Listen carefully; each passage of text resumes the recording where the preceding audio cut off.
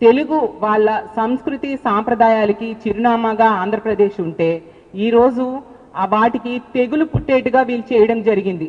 అసలు సంక్రాంతి అంటే ఏంటి?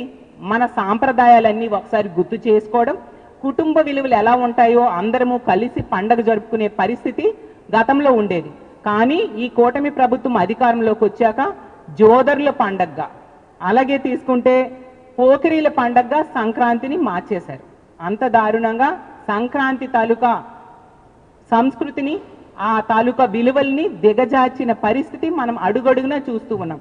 ఒక మహిళా హోంమంత్రి ఉన్న ఈ రాష్ట్రంలో ఇంత దారుణంగా అశ్లీల నృత్యాలు, అర్ధనగ్న దృశ్యాలు, అలాగే కేసినోలు విచ్చలవిడిగా ఉంటే వీటిని మీరు ప్రోత్సహిస్తూ ఉంటే మిమ్మల్ని ఎందుకు వేసి గెలిపించామని ఓట్లేసిన ప్రజలు బాధపడే పరిస్థితి మనం ఈరోజు చూస్తూ ఉన్నాము.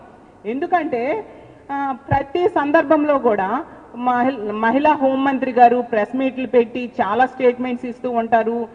చాలా మా పార్టీ వాళ్ళకేమో వార్నింగ్లు ఇస్తూ ఉంటారు.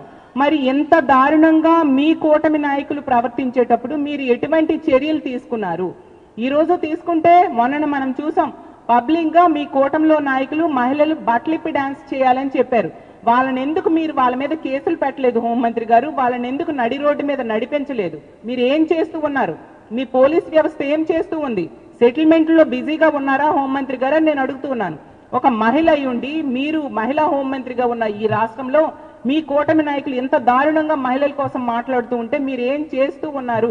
సిగ్గుతో తలదించుకోవాలి హోంమంత్రి గారని నేను అడుగుతూ ఉన్నాను.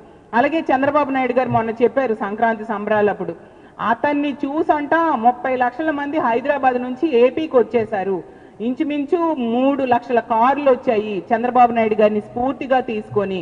అలాగే తన భార్య అయిన భువనేశ్వరి గారట నేర్పించారట ఈ రాష్ట్ర ప్రజలకి సంక్రాంతికి పల్లెటూర్లకి వెళ్ళాలి, పండగ జరుపుకోవాలి అనేసి చెప్పి.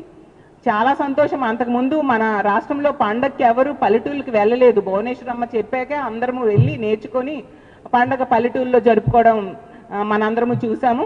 అయితే ఇప్పుడు నేను చంద్రబాబు నాయుడు గారి సూటిగా ఒక విషయం అడుగుతున్నాను. మరి ఈ క్యాసినోలు, ఈ అశ్లీల డ్యాన్సులు, ఈ బూతు డ్యాన్సులు ఇవన్నీ మనం చూసాం కదా ఈ సంక్రాంతి టైంలో. ఇవన్నీ ఎవరి స్ఫూర్తితో ఈ రాష్ట్రానికి వచ్చాయి? ఎవరు నేర్పించారు? ఎందుకు మీరు కంట్రోల్ చేయలేదు అని నేను అడుగుతూ ఉన్నాను చంద్రబాబు నాయుడు గారిని.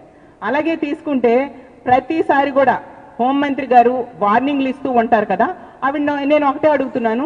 మరి ఇలాంటి అశ్లీల డాన్సులు, క్యాసినోలు, రికార్డింగ్ డాన్సులు పబ్లిక్గా అడ్వర్టైజ్మెంట్స్ ఇచ్చి మరీ జరుగుతూ ఉంటే అవి చేసిన వాళ్ళని మీరు ఎందుకు నడి రోడ్డు మీద నడిపించలేదు హోంమంత్రి గారు అని నేను అడుగుతూ ఉన్నాను. మరి వాళ్ళకి వార్నింగ్లు ఇవ్వరా? మా పార్టీ వాళ్ళు ఏమీ చేయకపోయినా వాళ్ళకి వార్నింగ్లు ఇచ్చారే, మరి ఇలా తప్పులు చేసిన వాళ్ళకి మీరు వార్నింగ్లు ఇవ్వరా? ఈరోజు తీసుకుంటే రాష్ట్రంలో మహిళలు, చిన్నపిల్లలు దగ్గర ఇలాంటి డ్యాన్సులు ప్రతి దగ్గర చూసాం. దానికి కారకులు మీ కూటమిలో నాయకులే. మరి వాళ్ళని నడి రోడ్డు మీద నడిపించరా హోంమంత్రి గారే నేను అడుగుతూ ఉన్నాను.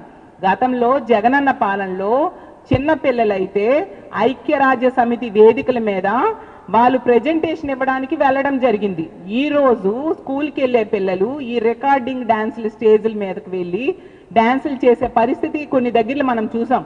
అంటే పిల్లల్ని ఏ విధంగా వాళ్ళ చుట్టూ ఉన్న పరిస్థితుల్ని దిగజార్చేశారో అర్థం చేసుకోవచ్చు. మరి ఇలాంటి తప్పుడు పనులు చేయిస్తున్న వాళ్ళ మీద ఎందుకు మీరు కేసులు పెట్టట్లేదు? వాళ్ళని ఎందుకు నడి రోడ్డు మీద నడిపించట్లేదు హోంమంత్రి గారని నేను అడుగుతూ ఉన్నాను.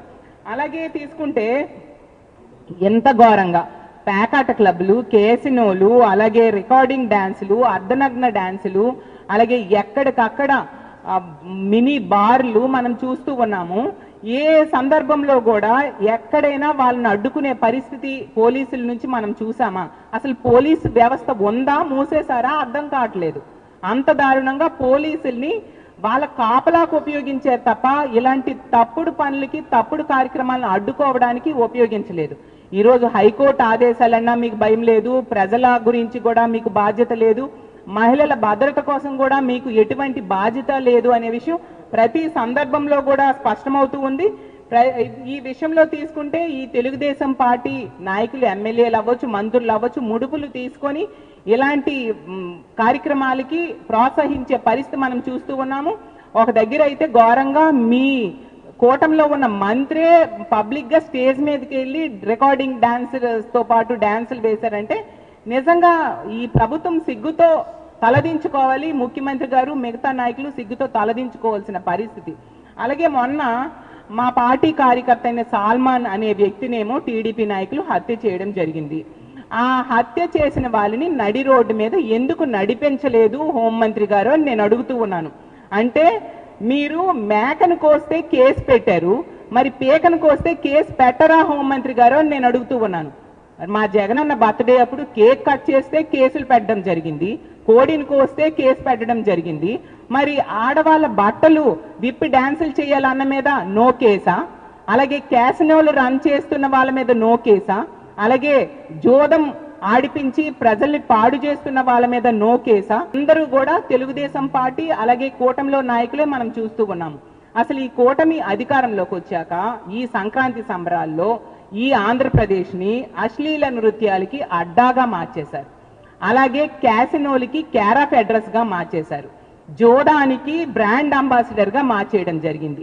పేకాటకి పేటెంట్ గా ఈ ఆంధ్రప్రదేశ్ రాష్ట్రాన్ని మార్చేశారు. అంత దారుణంగా ఎక్కడ చూసినా పబ్లిక్ గా అడ్వర్టైజ్మెంట్స్ ఇచ్చి మరి ఇలాంటి సంస్కృతిని ఈ రాష్ట్రానికి ఈ కూటమి నాయకులు తీసుకురావడం జరిగింది. ఈరోజు గోవా అలాగే శ్రీలంక, థాయిలాండ్ ఇలాంటి వాటిలో ఈ క్యాసినోలు ఇలాంటి సంస్కృతి మనం చూస్తూ ఉంటాము. కానీ వాటిని మించేట్టుగా ఈరోజు ఆంధ్రప్రదేశ్ రాష్ట్రంలో కూటమి నాయకులు ఆ సంస్కృతిని తీసుకురావడం జరిగింది. టీడీపీ పాలన అంటే తెలుగుదేశం పార్టీ పాలన కాదు, తెలుగు డట్టి పాలన అనే విషయం వీళ్ళు రుజువు చేశారు. ఎన్డీఏ అంటే నారావారి డట్టి అడ్మినిస్ట్రేషన్ అని ఈరోజు ఈ సంక్రాంతి సంబరాల ద్వారా రుజువైన పరిస్థితి మనం చూస్తూ ఉన్నాము. కూటమి పాలన కాదు, క్యాసినో పాలన అన్నట్టుగా వీళ్ళు తేటతెల్లం చేశారు. అలాగే మంచి ప్రభుత్వం కాదు, మద్యంలో ముంచే ప్రభుత్వం అనే విషయం తేటతెల్లమైంది. అలాగే రియల్ టైం గవర్నెన్స్ కాదు, రికార్డింగ్ డాన్సులు చేయించే గవర్నెన్స్ అనే విషయం ప్రజలకి తేటతెల్లమైంది. అలాగే